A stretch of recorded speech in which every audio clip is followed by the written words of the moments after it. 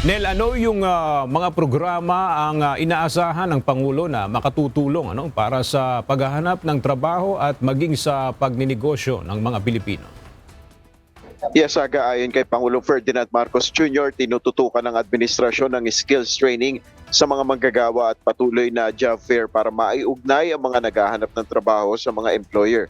Ito ang kabilang sa binanggit ng Pangulo ng ilunsad ng trabaho at negosyo sa Pasay City kanina.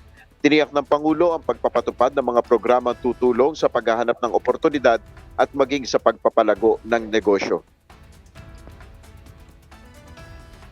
Makakaasa po kayo na patuloy ang administrasyon na ito sa pagpapaunlad ng kasanayan ng ating mga kababayan. Ang pagpapalakas ng mga programang makakatulong sa bawat Pilipino na makahanap ng trabaho. Sa pamamagitan ng mas pinalakas na employment program, kabilang na ang skills training at business mentoring, mas napapalapit natin ang trabaho at pagkakataon sa ating mga mamamayan. Kinikilala ni Pangulong Marcos na sa kasalukuyan ay umaharap ang bansa sa iba't ibang hamon, kabilang na ang pag-usbong ng mga bagong teknolohiya na kailangan sabayan ng mga manggagawa at maging ng mga negosyo. Today, we live in a very uncertain world.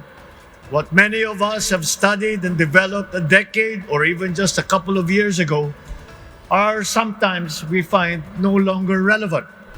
Industries are being reshaped by digital technology and artificial intelligence or AI.